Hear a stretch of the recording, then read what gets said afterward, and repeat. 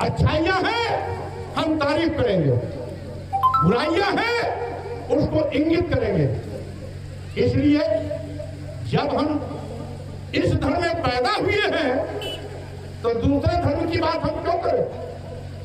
हमारा तो भारतीय संविधान अब तो सभी धर्मों को बराबर कहता है। पंथ निरपेक्ष देश है, धर्म निरपेक्ष देश है। इसलिए हमारा जो भारतीय संविधान कहता है हिंदू मुस्लिम सिख ईसाई सब है आपस में भाई भाई। अब भारतीय संविधान का अनुच्छेद 15 जो समता का अधिकार देता है, बराबरी का अधिकार देता है, उसकी स्पष्ट व्याख्या है कि अनुच्छेद 15 में इस बात की स्पष्ट व्याख्या है कि वर्ण, धर्म, जाति, लिंग और जन्म स्थान के आधार पर किसी के साथ कोई भेदभाव नहीं हो सकता। बाबा साहब डॉक्टर अम्बेडकर ने अपनी संविधान सभा में बड़े बहस के बाद, जिसमें बहुत से विद्वान तत्कालीन विद्वान थे, और अंत में जो संविधान का अंतिम रूप दिया तो उसमें स्पष्ट इसकी व्याख्या किया। हम अगर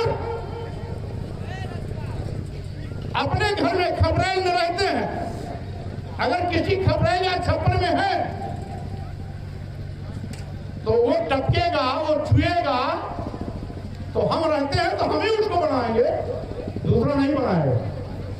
अगर हिंदू धर्म की बुराइयां हैं तो जो हिंदू धर्म में पैदा हुआ है वही उसको इंगित करेगा, दूसरा नहीं इंगित करेगा।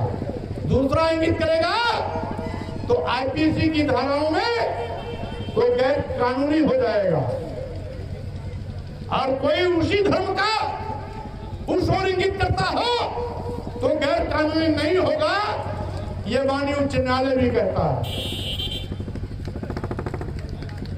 और साथियों,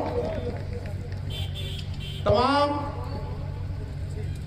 एक और विशेष के लोग कहते हैं मौर्य जी धर्म पर हमला बोल रहे हैं।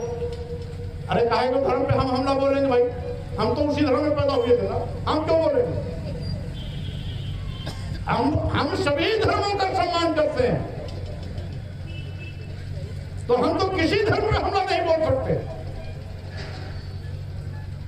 और रामचरितमानस तो आप धार्मिक पुस्तक कहते हो,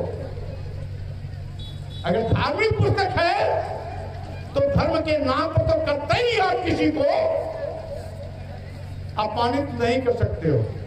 उसी रामचरितमानस में लिखा हुआ है, पूजे ही विप्र सकल गुणहीना,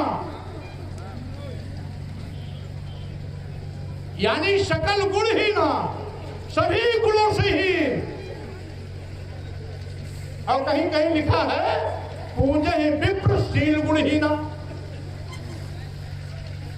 कहीं कहीं लिखा है सकल गुणहीना, समस्त गुणों से ही, यानी सारे अवगुण हो, चोर हो, लंपट हो, व्यभिचारी हो, डकैत हो, देशद्रोही हो, राष्ट्रद्रोही हो, तो भी पूजिए, क्योंकि ब्राह्मण समाज में पैदा हुआ। यही तुलसी बाबा कहते। अच्छा, आप पूछवाओ, उसमें हमारा विरोध नहीं। आगे क्यों लिख दिया कि पूजन शूद्र गुण ज्ञान प्रवीणा? कितना भी गुणी हो, ज्ञानी हो, ज्ञान में प्रवीण यानी विशेष ज्ञाता हो, तो भी उसका सम्मान मत करो यदि वो शूद्र है। आगे क्यों?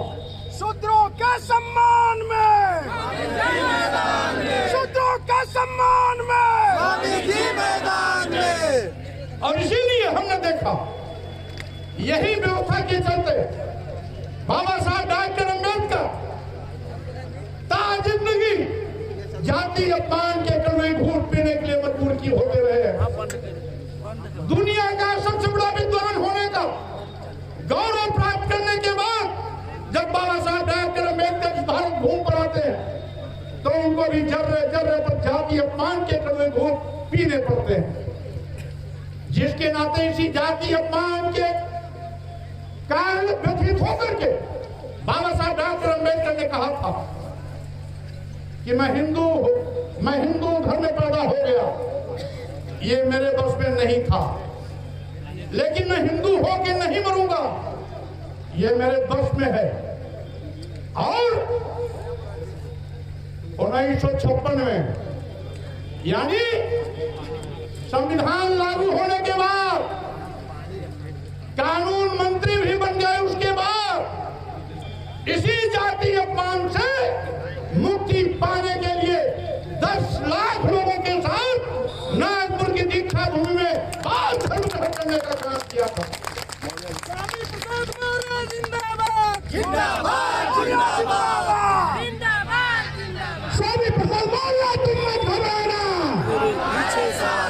आवाज दो, आवाज दो, स्वामी ललकारा है। साथियों, धर्म हमारा है, स्वामी ललकारा है, आवाज दो। साथियों, मैं ये भी कहना चाहता हूं,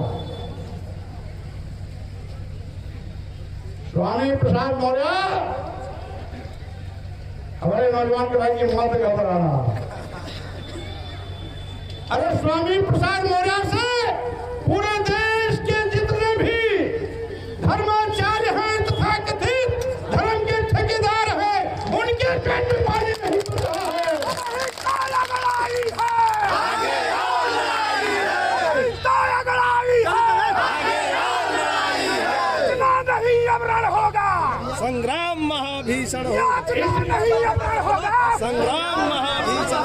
इसलिए मैं कहना चाहता हूं साथियों, सच की लड़ाई लड़ने वाला कभी डरता नहीं, सच की लड़ाई लड़ने वाला कभी घबराता नहीं, सच की लड़ाई लड़ने वाला कभी कदम पीछे हटाता नहीं है। इसलिए हमने तो आर पार की लड़ाई लड़ने का मन बनाया है। माननीय राष्ट्रपति जी को, माननीय प्रधानमंत्री को हमने पत्र भी भेजा है, 5-6 पेज का पत्र मैंने प्रधानमंत्री और राष्ट्रपति जी दोनों को भेजा है। कौन कौन सी बातें देश की महिलाओं, आदिवासियों, दलितों और पिछड़ों के अपमान करने के लिए लिखी गई है, मैंने उसमें पूरा हवाला दिया है। वो सभी मीडिया वालों के पास भी लगभग उसकी कापियां पहुंच गई होंगी। और मैं यही कहना चाहता हूं, अभी अभी पूरे देश के महिलाओं, आदिवासियों, दलितों, पिछड़ों के गुस्से को देखकर आरएसएस के प्रमुख भागवत जी ने कहा कि वर्ण और जाति भगवान ने नहीं, पंडितों ने बनाई है। और संघ के प्रमुख भागवत जी भी, वो दलित नहीं है, आदिवासी नहीं है, पिछड़े नहीं है, वो महिला भी नहीं है, वो भी उच्च कुलीन ब्राह्मण है,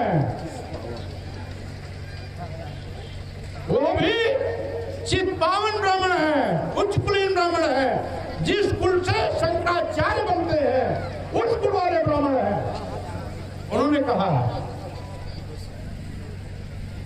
अब ये तमाम धर्म का चादर ओढ़े हुए जो हमारे खूनी और हिंसक भेड़िए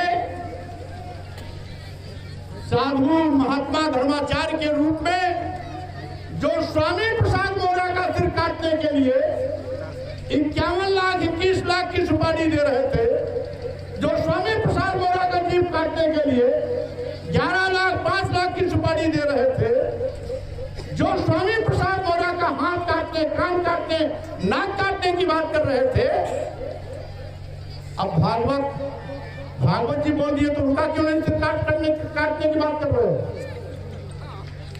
अगर भागवत जी बोल दिए तो मुद्दा सिद्ध करने की बात क्यों नहीं कर रहे हो? उनकी जीप काटने की बात क्यों